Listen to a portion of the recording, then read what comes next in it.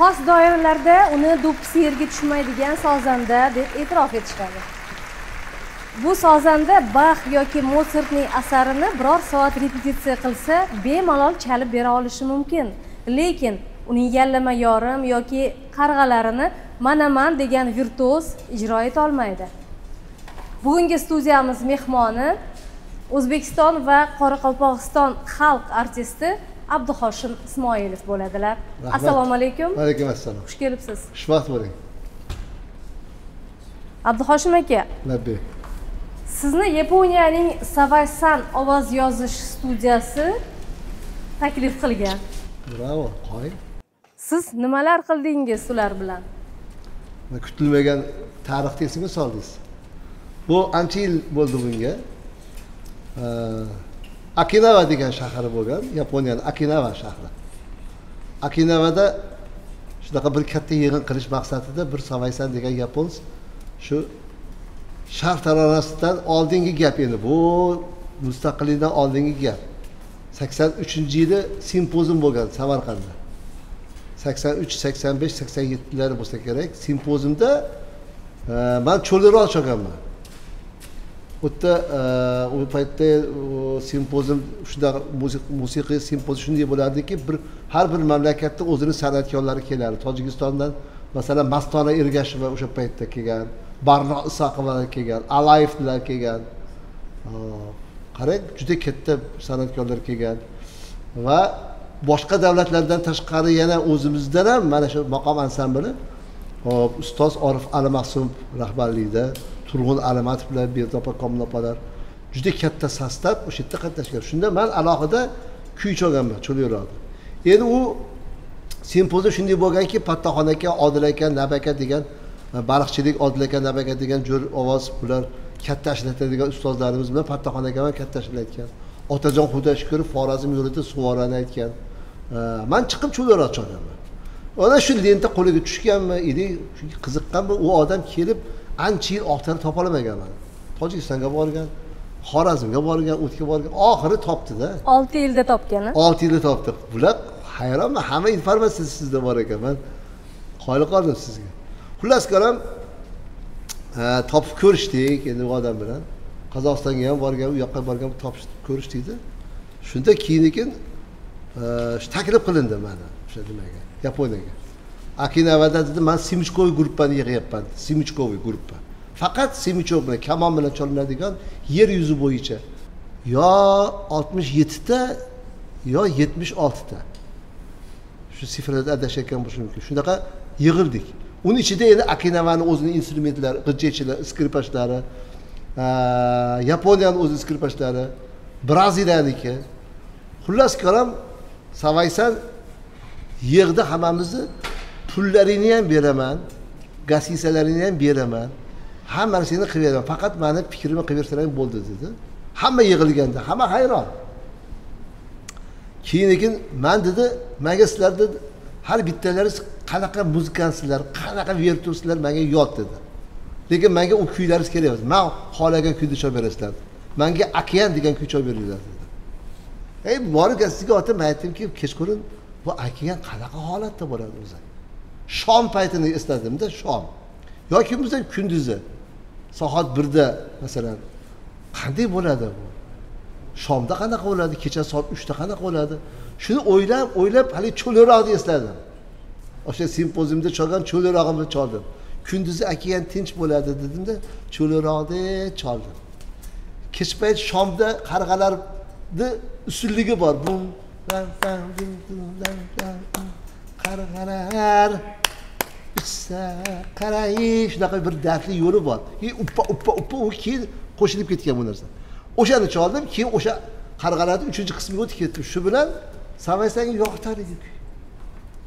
Butun o'sha yerdagi 76 mi 67 mi nimalarga notalashtirildi kuy va meni kuyim chalindi.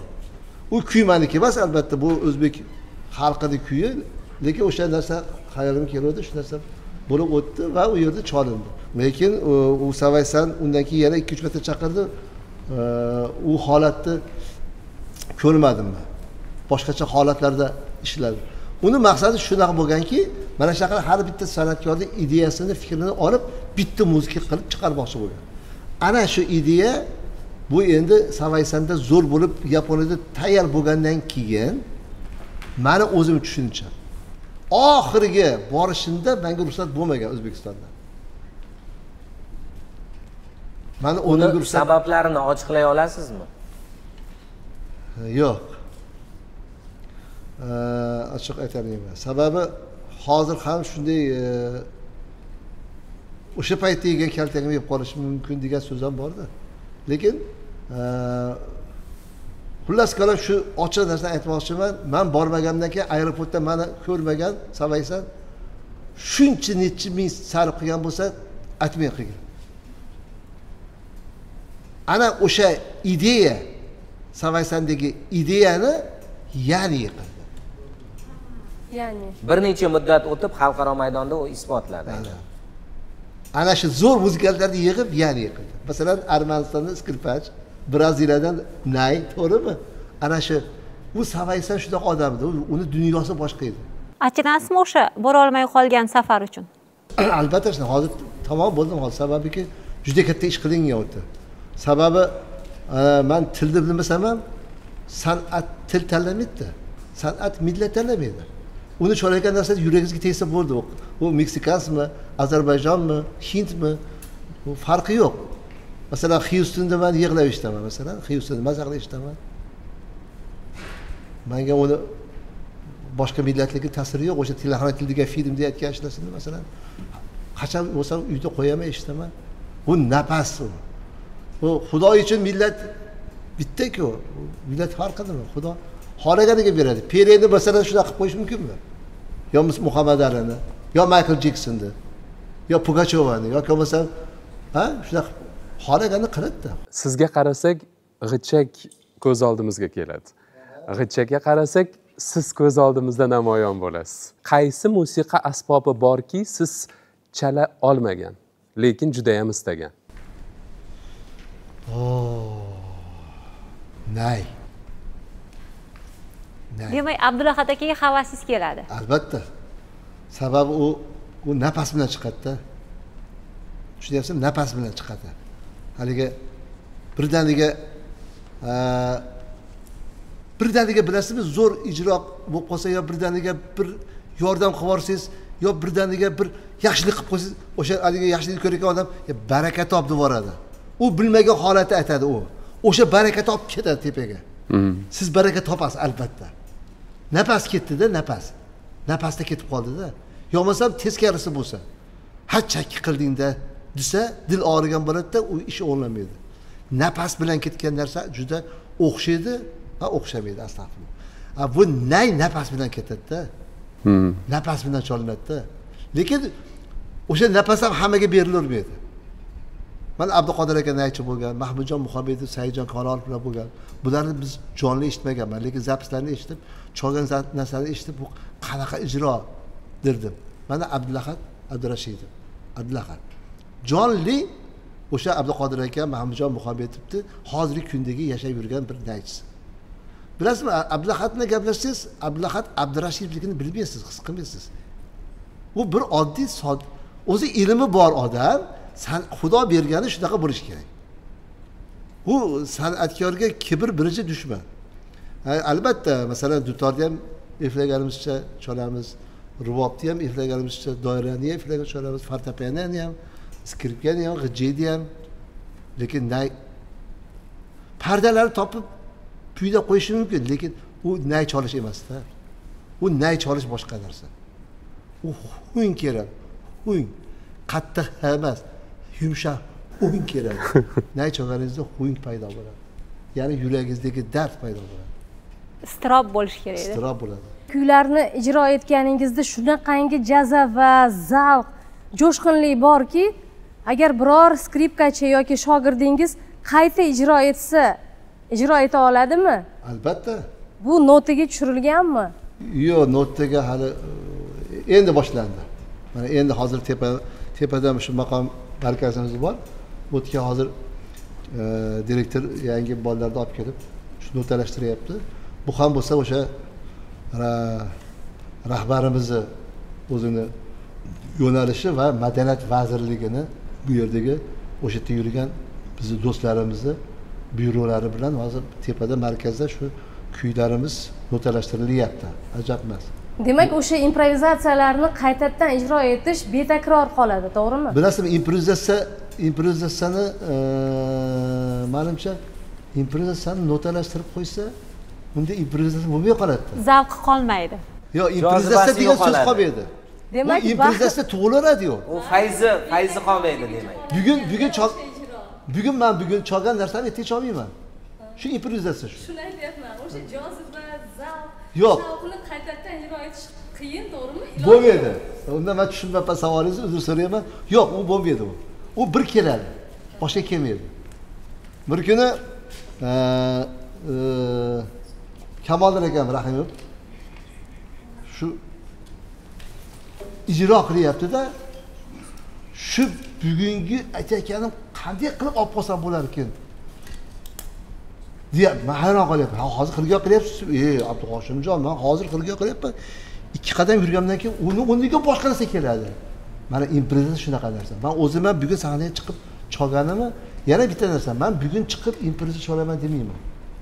Men O'zbekiston xalq artistiman, Abduhoshim Ismoilovman, hozir chiqaman-da chopib ketaman degan kunim silaman. O'sha kuni yo'qman. Men bugun sahnaga birinchi marta chiqyapman, birinchi marta sho'ryapman chiqaman. Ana san'at nimani xohlaydi? Kibrni xohlamaydi. Kibr san'atkorning egasi emas-da. Bu juda siniq narsa-da u. U juda go'zal narsa, juda siniqli. Shuning uchun improvizatsiya menimcha siz aytgan gapingiz to'g'ri. U qaytadan notalashtirsa u joziba bo'lmaydi. Suhbatni boshida g'oyalar haqida gapirdingiz. G'oyalar juda qimmat bo'ladi. Lekin siz nimaga g'oyalarni sotmaysiz? Bu meniki emas. G'oyalar qimmat bo'ladi aslida, lekin siz sotmaysiz. Men sababman xolos. Men sababman. Bilasizmi, shunaqa narsalar bor. Sizga maqtanib qo'yib, bir hozir o'zim kibrga qarshi chiqyapman, bir kibrga ketib qolmaydi, lekin bir maqtanib qo'yib. Shunday narsalar bor, bermayman. Ha, demak bermaganlaringiz ham bor. Ha, juda ko'p. Hozir men nimamda, telefonimda 300 dan oshiq narsa aytilmagan narsa turibdi masalan. Lekin men shuni palonchiga beraman deb qilmaganman. Uni o'zim o'tirib, aytib, yig'lab, kulib, aytib maza qilganman. Abduhoshim aka shu bitta qo'shig'ingizni aytkim kelyapti desam, men buni olganda eshitib ol, tanlab ol deyman. Men shunga guvohim bor. Mana shu qo'limda ishlayotgan 30 ta 40 ta bolalardan chiqib so'rashlaringiz mumkin maqomchilardan. Mana bu qo'shiqlar tanlab ol, aytaver deyman. Endi to'g'ri, masalan, juda masalan men haligi ilmlar atrofida yurgan, ilmlarning ichiga sho'ng'igan, ilmni mahkam bog'laganlarni ko'p suhbatini eshitganman. Men o'qimaganman, uqqanman. Men ko'rmagan bo'lsam eshitganman. Bu ham juda go'zal fazilatda. Shuning uchun men ularda qatorida haligi aytadi-yu, seni qo'lingga suv quyib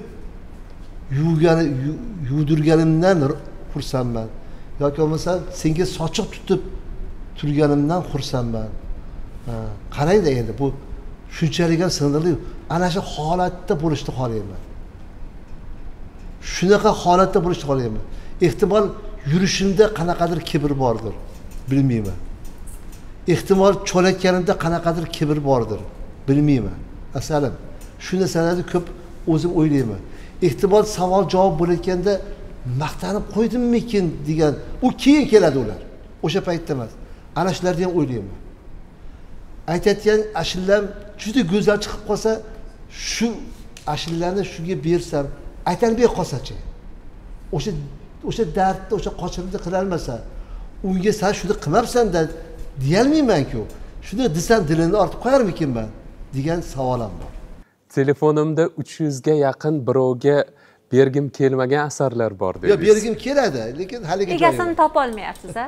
Yo'q, men o'ylayapman, hozir u telefonni yo'qolib qolishi yaxshimi yoki yo'qolmasligimi? Yo'q, u telefon yo'qolsa ham boshida yo'qolmaydi, sababi yo'q, u kimnidir qo'liga tushgani yaxshimi deyapman-da va uni biz eshitishimiz. Men o'shani 300 tani, 350 ta mana o'g'lim o'tiribdi, o'g'limga ko'chirib qo'ydim, o'g'limda ham bor u. Ha, demak siz nusxa ko'chirtirib qo'ygansiz. Ha, yo undan Siz ham tashqari ehtiyotkorsiz demak. undan tashqari sanda tursin deb berganlarim bo'lgan. Masalan, mana Hoji Akbar Rahmatov degan ishlashi bo'lgan. Eshigingni bilmay ochdim. O'sha Rahmatli. Ha, men o'rgatganman shu bolaga. Shu bola 30 ta 40 ta o'xshamayotgan ekan. Endi savol beraman o'zimga. Bu qachon mendan bu oldiki men hech bu qo'shiladi bermadim-ku. deb savol berganman o'ziga, rahmatlikka. Ha, endi Abduhoshim aka, o'zi shunaqa qilmasam aytmasdimda deb 30 ta 40 ta oshib qo'shiladi. U nima qilardi? Maqomda men rahbarman kelardi. Abduhoshim aka, mashinangiz kerak ekan, yudirib kerakmi? Dirdi. Mashinamni kalitib beradi. U paytda kaset edi. Mashinani mo'kiga qo'yib, uyga kirib, kasetani hammasini ko'chirar ekan. Oho. Abduhoshim aka, Yaxshi ma'nodagi, ijobiy ma'nodagi o'g'rilar ham yaxshi. Bu xursandman men. Bu rahbar joy jaratdi bo'lsa. Mana shunaqa qilib ham qancha qo'shiq qilgan. Albatta O'ktamjon Ahmedov aytgan bir haligi onang yoningda bo'lsa, nima chiqirib ona to'g'risida hayot bo'lsami? Onang hayot bo'lsa. Onang onajoning hayoti. Ha, onajoning hayot bo'lsa. Uni o'zi bir 4 yoshli qizga yozganman. O'sha tepaga olib kelgan shu she'rni qilib bering, onajoning hayot bo'lsa yozib berganman shuni. Keyin u qiz aytmagan, undan keyin O'ktam Ahmedov aytdi. Undan keyin yana kimlardir aytdi. Uni ham aytgan ekan. Men bilmayman. O'lay desam o'lmadim, oshqalarga o'lim. Dilnura uni ham aytgan ekan. Tinchlik tamom bo'ldilar deb aytgan ekan To'lanzimovda. Ana Farida Afrozga qancha qo'shiq qilganman she'rlariga uni ham aytgan ekan. U olib borib mashinani mo'ykaga berib uyga kirib ketdi. Bu yaxshi-ku. Siz taqiqqa tushgan paytingizda bir mashhur san'atkor ma'lum bir muddat munosabat qilmaslikni, muloqotda bo'lmaslikni aytgan. Umuman o'sha paytda bu holatni qanday qabul qilgansiz va bugun o'sha holatga qanday qaraysiz? Ikki xil qabul qilganman gaplarini. Ismini aytaymi yo shart emasmi? Agar aytsangiz mayli, bemalol. Birinchidan ehtiyot qilib aytgandir meni, ehtimol o'sha payt. Yaxshi gumonda bo'lyapsiz. Ha, o'zi eng yomon narsa gumon o'zi. Eng yomon narsa. Men aytganmanki, menimcha saqlayapti shu odam meni. Balki o'zini ehtiyotini qilgandir. Ehtimol. Bu gapingiz to'g'ri. Keyin savol bu yana o'zim o'yladim shuni. Bu meni ehtiyot qilyaptimikin? Yo'q, o'zi ehtiyot qilyaptimi? O'zini ehtiyot qilyaptimikin degan gumonlarga ham borganman, lekin shunaqa aralashmay qo'ya qolish shu ishlarga deyilganda. Va hozir buni qanday baholaysiz, ustoz? Menimcha to'g'ri aytgan ekan. Sababi davr ko'tarmas edi. U davr ko'tarmas edi. Men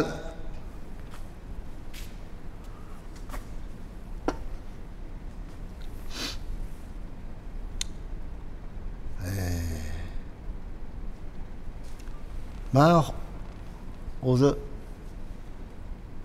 gapiradigan gap emas u. O'zi aslida san'atlarda ichida hofiz o'zi. Xalqqa taniladigan, populyarni bo'lib yuradigan hofiz. Bitta hofiz orqasidan 20 ta san'atkor sahnaga chiqadi. Sozandada ko'pchilik o'shaning orqasidan bola chaqa boqadi. Tirikchilik qiladi. Lekin sozanda hofizi darajasida bo'lish mumkin emas-da.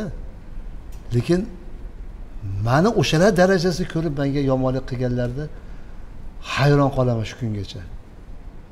Menga masalan Beruniy degan joyimiz bor-a, mana shahardan o'tgandek Beruniy. Knijniy dom deydi. Shu Erkin Vohidovning mahallasida boshlanishda Knijniy dom bor. Hozir ham bor u dom. Kitoblar uyi. Ha, u yerda yashagan xalq, o'sha yerda men dom olganman. Men u paytlarda soat 3 ta, 4 ta to'y tomon bo'lardi. Kelib ust-boshni almashtirib ertaga oshga ketardilar 1 soatdan keyin. Soat 9 ish keldi. O'sha yerda masalan gaz bosishgan ko'zimga. Mashinaga o'tkazib bitta joyga olib ketishib qo'qitishgan. Shunaqa qilsang shunaqa bo'lasan, shunaqa qilsang shunaqa qilasan. Yo bo'lmasa shuncha pul berasan. Shunga o'zim savol beraman. Men bir oddiy sozandaman-ku. Bu juda haligi bir hofizni yo'lparasiga chiqib uni yo'q qilish maqsad bo'lmagan yoki sendan zo'r aytaman, sendan bugun ko'p pul ishlab ketaman degan narsalar bu kim xorasi yoniga chiqib berganman xolos. Hech qachon men hofizdan ko'p pul olgan emasman. unga harakat ham qilmagansiz. Lekin oddiy sozanda bo'lmagansiz, bu aniq. Sababi men u hofizni qancha pul olayotganini ham bilmaganman. Shuning uchun men shu gapni gapiryapman. Bu yerda men hozir hofizdan xafa bo'lib gapirayotganim yo'q. Hofizdan xafa bo'lib gapirayotganim yo'q. Sababi men yurgan, masalan, G'ulomjon Yoqub hayot, men undan xafa emasman. U bilan bizning rizqi nasibamiz uzilgan xolos. Lekin do'stlik, san'atkorlarning oqibat uzilmagan. Men hozir ham konsertda bo'lsa chaqiradi, boraman. Men G'ulomjon Yoqub menga kam pul berdi degan emasman. Yo bo'lmasa menga Dilnura, yo bo'lmasa Hoji Akbar, yo bo'lmasa aka okalar kam pul berdi. Men pulga qaramaganman. Nima bergisi olib ishlatgandan keyin qancha qoldi ekan deb qaraganman. Lekin uni tushunganman. Hofiz albatta ko'p pul olish kerak. Sababi u ashula aytadi, u baqiradi, u choladi va o'shancha odamlar uni chaqiradi to'yga. G'ulomjon Yoqubovni G'ulomjon qilgan Abduhoshim Ismoilov degan gaplar yurardi. Noto'g'ri. Menda nima bor deng? Menda 4 ta sim bor, boshqa hech narsa yo'q deng. Yana kamtar. Xudo bermasa sababchilar sababchi bo'lishi mumkin. Sababchi unga o'zini bor vujudini bilib o'rgatishi mumkin. Bor yaratgan qo'shig'ini unga o'rgatish mumkin. Lekin u hofizga Xudo bermasa, u hofizga Xudo omad bermasa, foydasi yo'q.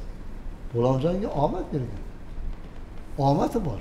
G'oyalaringizni pullamasligingizni va uni sababini eshitdik o'zingizdan. Lekin bugun bu ishni tirikchilikka aylantirganlarga munosabatingiz qanday? Bu gap ko'p gapirganman. Yaramga tegmaydi, bu gap ko'p gapirganman juda. Bu noto'g'ri bu. Bu noto'g'ri. Buni sotib bo'lmaydi-da. Buni sotib bo'lmaydi-da. Sababi o'zi xohlab barakatob bo'lam deb qistirgani bor-ku. U juda halolda u. Uni barakasi boshqacha-da uniki. Endi nima qilaydigan bolam majbur qilyapti-da, shuni yaxshi ko'rar ekan. Keyin o'sha aytgan pulni ber deyish bu san'atkorga umuman daxli yo'q u pulni. U albatta boshqa narsaga aylantiradi. Chivin chaqsa yariga aylanadi, yo qoqilib ketsa bitta bashmandan sinadi. Bu haliga hech qaysi millatda yo'q deb o'sha o'tkazib qo'yib pul qistirish. O'zi bechora piyoz sotib ko'chada, bozorda bir uzum sotib yurgan kolxozchi bir hofizni olib kelib, ashlar kesib pul qistirib yuboradi-da. Hech qaysi sohada yo'q-da bu, a? Anasini qadriga chiqadi. To'g'ri, zamon aranjirovka aylanib ketdi, sudyalar pul o'tib ketdi, aranjirovchilar 400-500 dollar o'tib ketdi, boshqa so'p ketdi. Lekin menimcha sal chegarani asrashsa yaxshi bo'lardi. Me'yorni saqlash borasida.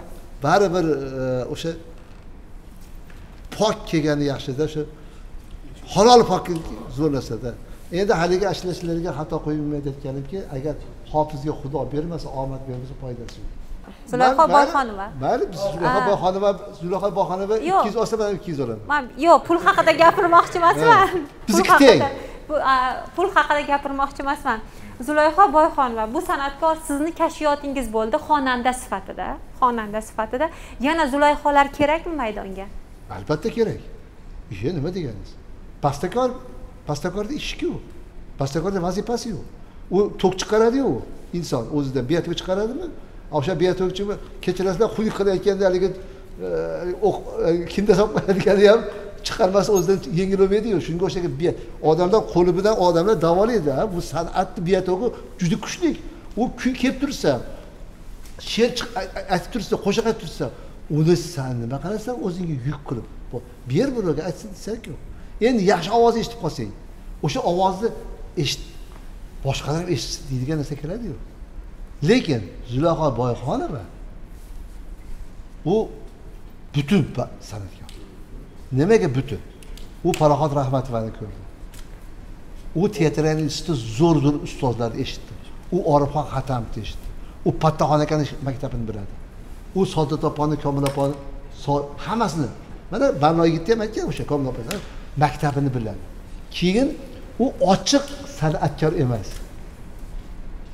Mana shu hurmatni saqlab qo'yaylik. U ochiq san'atkor emas. U men Zulayhoman degan qiz emas, ayol emas. Men Zulayhoman, men xalq artistiman. Men darsli aytaman deydigan xonanda emas. U haqiqiy o'zbek ayol. U bu haqiqiy o'zbek ona. Lekin san'at darajasida juda baland. Sababi men g'ijjekchiman-da. G'ijjekda qochirib qilish juda oson. Shuni ovozda qilsam o'rganadi, qiladi-da shuni. Toki shu tochkasiga olib o'rganmaguncha menga xirgoy qilib bermaydi. Bo'lmasam qadamroq ranji so'yi deb boshqacha variant ham aytganman. Hay-hayda ham boshqacha variant aytganman. Lekin o'sha aytayotgan ashulalar, o'sha giryalarda aytganlar yo gar sog'ilsamlarda aytganlar hammasi to'shni olganda men. O'sha butunlik bor, san'at butunligi bor. Unda kibr yo'q. U juda ham baland didli san'atkor. Abduhoshim aka, san'atkor didi to'g'risida gapiryapsiz. Endi muxlisning didi haqida ham gaplashsak. Xo'p. Demak, biror san'at asarini eshitganda odamni ko'zini oldiga birinchi bo'lib nima kelishi kerak? Sizningcha? Ijrochini shaxsi, hayoti, ikir-chikiri aybimi yoki boshqa narsalarmi? Boshqa narsa. Hali aytib o'tdim-ku, bu san'at bu ushovoladigan narsa emas. Tek olib qozonga qo'yib pishirib yeydigan narsa emas. Bu mo'jiza bu. Ohang bu mo'jiza bu. Qanday masalan, mana masalan endi bu gaplarim ketadi ketmaydimi? Qiroatda inson qaysi holatga tushadi? Qiroatda eshitganingizda qaysi holatga tushasiz? Mayli, buni sizlar qanday qabul qilasizlar, lekin eshituvchi Jo'raxon Sultonov ustozimiz Bag'londa ashula aytibdi. 25 ta ashula aytgandan keyin yoniga o'tirgan qo'lini qo'yib uf tortib, "Va Jo'raxon, agar 25 yil oldin kelganingda sen Shinavandani o'shanda ko'rarding." Debdi. O'zini tamom bu 50 yil narida gapiryapman men. O'sha paytda Shinavandani hushyorligini qarang.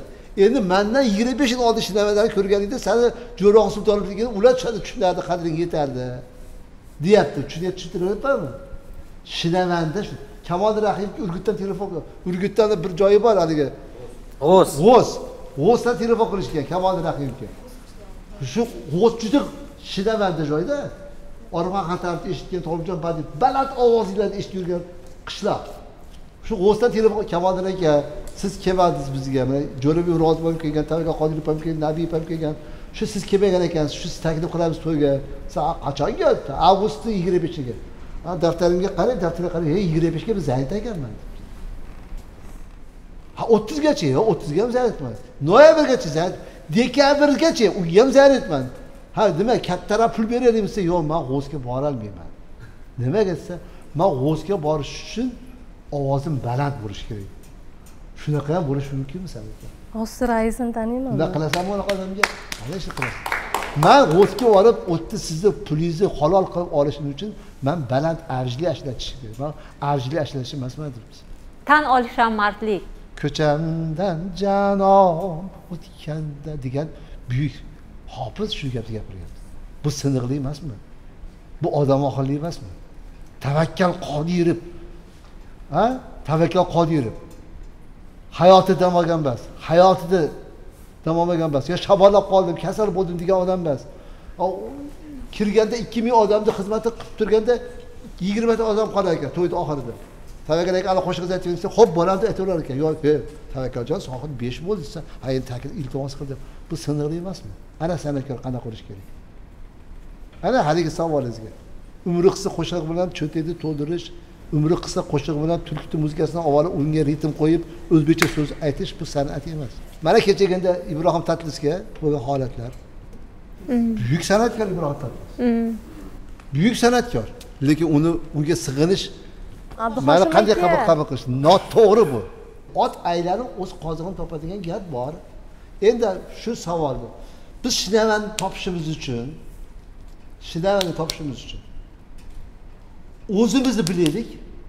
Biz o'zimiz kimmiz? Biz millat kim o'zi? Kim bu? Bu ana Bobur kim? Bir Andijondan chiqqan yosh bola Hindistonni ta'zim qildirgan, yiqitgan. Kim? Yo Farobiy notani yaratib butun dunyoni yo'lga solib qo'ygan. Yo bo'lmasa shu yerda turib Xorazmda turib qalamda alamim bor demagan, nimaga aytgan Abdulla Arif? Qalamda alamim bor mana deb. Amerikani kim topgan? Biruni topganmi? yo o'sha sarkardalik yo'lini tutgan kim? Amir Temurmi? Asli naslini bilish kerak-ku xalq. Millat. Men yana qaytaraman. Men o'qimaganman, olim emasman. Men prosta eshitganman xolos. Kimlardan eshitganman? O'sha Erkin Vohidovdan eshitganman, Abdullohdan eshitganman, Ne'matilla Ibrohimdan eshitganman, o'sha Shayx Rahmanlikdan eshitganman. O'sha man degan juda katta buyuk olimlardan eshitganman shu gapni. Biz kimligimizni. Mana endi kimligimizni bilsak, bizda qanaqa san'at bor? Men oddiy bitta Mahmudjon Namozovning gapini gapirib beraman. Mahmudjon Namozov yaqinda zaps qildim. Shu aytib beryapti. Men Ozarbayjonga bordik deydi. Endi men deydi, yonim bitta torcha oldim deydi. Ozarbayjonda torni zo'r chalishadi deydi. Juda zo'r chalishadi deydi. Shunga oldim deydi. Uyalib qolmaydi, oldim deydi.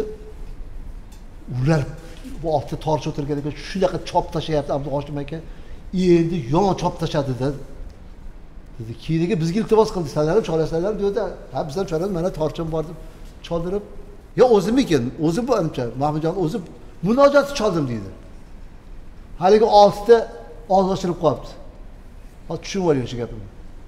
Munojat chopdi-da, qatida tushyapsiz ustiga uni dirmish. Mana masalan, kechakin durdiban. Bunga tush kerak-ku. Dur keyin tushyapti. Durdiban ulsar yo'q. Biz ulsa o'tib ketdi usul. Lekin chiqmayapti usullar. Ulsar ruh kelmadi. Ko'zlarimga kechata usuldan chiqmayapti usuldan. U hayron bo'ladi. Sizlardagi eng buyuk san'at debdi. 6 ta torcha. Qanaqa bu ilm bu sizlar san'atlaringiz? Biz hali sarax borib buzlik taronasini aytayotganimiz yo'q, oddiy munojatda aytyapman. 6 ta mug'omchi san'atkor, mug'omchi zo'r torchi. Mana maqom sizlarda, san'atning eng zo'ri sizlarda deyapti. Maqomning eng zo'ri bizda bo'lsa, ishqingda zor bo'ldim netay g'amgin dimoq men degan ashla chiqmasin. Maqomning eng zo'rligi bo'lganligi uchun yor chiqmasin. Maqom eng zo'r bo'lganligi uchun hay chiqmasin. Maqom zo'r bo'lganligi uchun o'xshaydiku chiqmasin. Maqom zo'r. Maqomni pardasi zo'r. Bizning maqomimizda yer yuzida yo'q ohang. Hech qaysi ragani choy beramiz. Hindlar raga deydi maqomda. Ozarbayjonda mug'om deydi. Uni ham choy beramiz. Borib Grand Prix olib kelyapti. Lekin ular kelib yallab yormayapti. Aytib berolmaydi. Hay ulan jonim deyolmaydi-da. Deyolmaydi-da. O'zbek bo'lish kerak demoqchi. Deyolmaydi. Ana agar shuni biz bila olsak, xalq hali Shinamanda o'zini joyini topadi. O'zi boy bo'ladi o'sha paytda. O'sha o'tirgan joyida eshitib yig'laydimi, kuladimi, boy bo'ladi. Undan zo'r odam bo'lmaydi. Biz Shinamandani yo'qotganmiz. Nimaga? Arzonlashib ketdi. Mana masalan, mana shu do'stlik konsertingiz olib bor, shunga tushasizlar, ha? Katta pulga bilet olasizlar. Katta afishni yozib qo'yibdi. Palonchi konsertidir. Voy, unga urdi-surdi kiratda, konsert tamom bo'lgandan keyin yaxshi o'tirdingmi, tuzingmizsa sonlaring yaxshi chiqib ketadi. Nimaga o'sha sahnadagi 2 soat aytgan ashulachini bitta ashulasini xirgoy qilib chiqib ketmaydi? Nega kirding konsertga? Faqat eshitib, haligi salondagi kiyingan holatingni ko'rsatish uchun kirdingmi? Yo maytdagi tillarni ko'rsatish uchun kirdingmi? Yo baldaqingni ko'rsatish uchun kirdingmi? Yo ustingdagi norka telpakda kirishni nimaga kirding konsertga? Oziq olish uchunmi? Nimaga chiqib ketayotganda xirgoy qilib chiqib ketmayapsan? Bir dona qo'shig'ini. Sababi uni aytayotgan qo'shig'ida maqom yo'q. Uni aytayotgan qo'shig'ning tagida fundament yo'q. U umri qisqa dishoviy qo'shiq. Esdan chiqib ketadi. 3 kunlik qo'shiq u. Boring 3 oy. O'sha 3 oyda unga pul yig'ib oladi, unga mashina oladi, unga ko'chasiga qurib oladi. Shu bilan 3 yil yana o'shanaqa bo'ladi. Yana boring 30 yil xalq arsida bo'lib yuradi u. Lekin Orif Alimasov, Fattoxon Mamadaliyev, Olboqon Hayitova, Yunus Rajabiy, Ma'murjon Jo'ra Sultonov bo'lmaydi. Ular o'lib ketganiga ancha yil bo'ldi. Lekin hali ham Jo'raxon aka, Ma'murjon aka, Tavakkal aka. Lekin bunaqa bo'lmaydi, turmaydi. Abduhoshim aka, bugungi kunda maqomni birga kuylaymiz loyihasini amalga oshiryapsiz. Taniqli ijrochilarni jalb qilish qanchalik amalga oshmoqda? Bu borada yoshlar ham inobatga olinganmi? Mana shu bahosi qimmat narsa bor-ku. Bahosi qimmat, mukammal narsani tushuntirish juda qiyin. Sen shuni tushungin deb tushuntirish qiyin. Sababi uni tushunish uchun ularga shunaqa qobiliyat va shunaqa tushuncha berilish kerak tabiatan. Ularda ham ayb yo'q. Meni maqsadim shu maqomni tushuntirish. Mana Ozodbek Nazarbekov, O'zbekiston madaniyat vaziri shu yigit chiqatyapti. Mana aytayotgan qo'shiqlarimiz hammasi tagida maqom turibdi. Endi bitta narsada davlat rahbari O'zbekistonning prezidenti Shavkat Miromonovich qarori chiqarsa maqomga pul ajratsa-da, maqomni butun viloyatga tarqatib, hamma yoqqa sozlar olib berib, maqomni ko'tarib qilsa-ya, buni qabul qildirmasa. Qanaqa narsa? Men tushunmadim. Shunchalik olim bo'lib ketdimi odamlarimiz? Shunchalik ilmlimi? Ha bu davlatning rahbarini o'zi qo'llab-quvvat turgan narsaga nimaga ahamiyatsizlik qilasan? Ha uni Xudo tanlab qo'ygan-ku, axir shu 37 millionning ichidan alohida tanlab qo'ydi Xudo. Uni sevib podsho qildi. Shu odamning aqli yetgan narsaga sen nimaga harakat qilmaysan? degan narsalar ichimdan o'tadi. Lekin buni men hammaga gapiralayman. Yana qaytaraman, men olim emasman, men o'qimaganman. Men hozir bu ko'rsatuvdan keyin menga qanaqa ta'na toshlab o'tirishini ham bilaman. Hammasini eshitaman. Hozir senlar meni to'siqqa o'rib tiqib qo'yayotganligini ham bilib turibman. Lekin dardimni olamda pinhon tutmog'im na choradir, bo'lsa chorasi bir tabibga oshkor etmasin. Meni tabibim yo'q. Meni tabibim u boshqa narsa. Puzulayotgan bu gap. Dardimni olamda pinhon tutmog'im na choradir. Bo'lsa chorasi bir tabibga oshkor qilmasmidim. Tabibim yo'q degan. Mana shu hozirgi gapirgan gaplarimdan keyin nimalar bo'lishini men bilaman. Lekin bilib qo'yinglarki, agar qiyin narsani, mukammal narsani tushuntiraman, siz yo'lini toping.